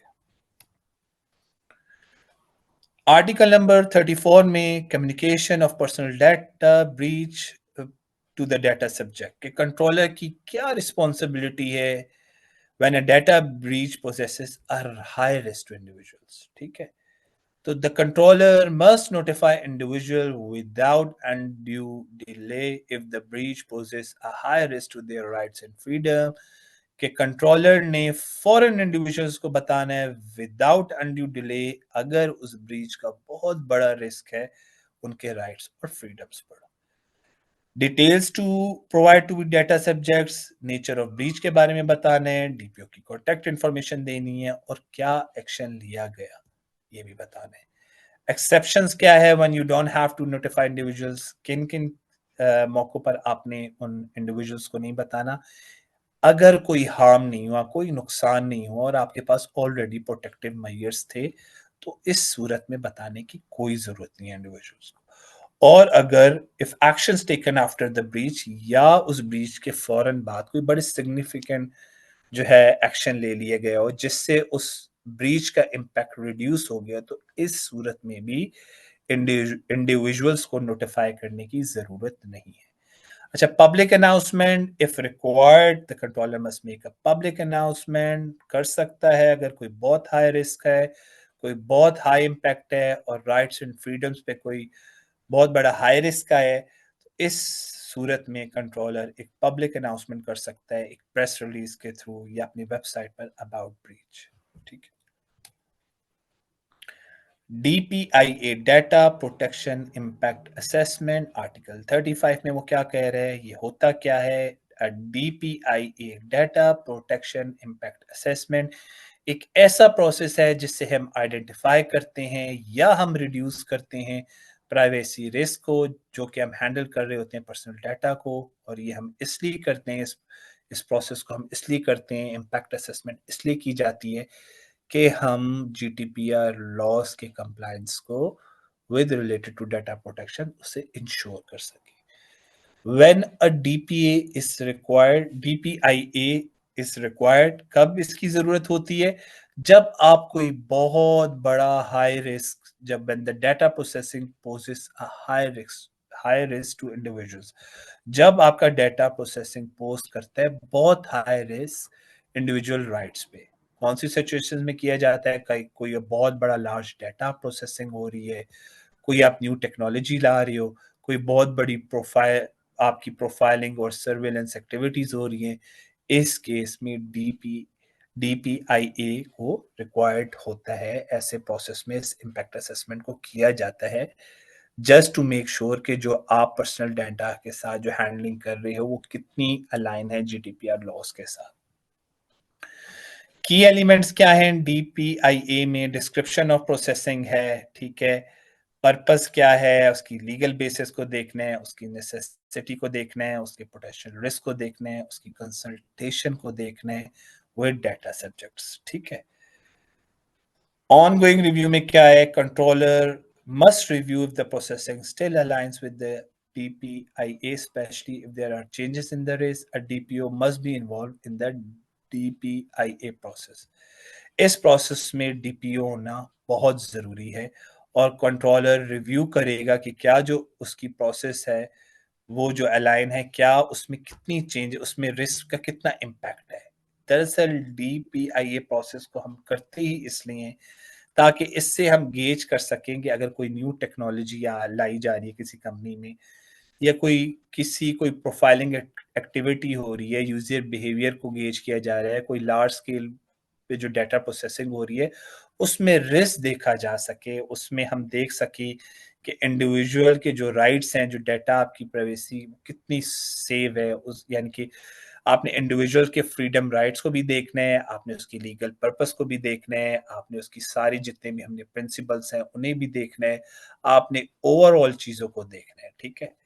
इसके एग्जांपल से समझते हैं कि an e-commerce company launching a new feature that uses AI to recommend product based on customer data.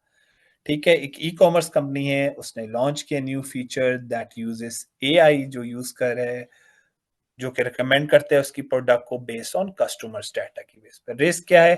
Potential misuse of personal data. इस केस में कोई पोटेंशियल मिसयूज हो सकता है पर्सनल डाटा पे, यानी कि प्रोफाइलिंग और डाटा लीक्स। ठीक है।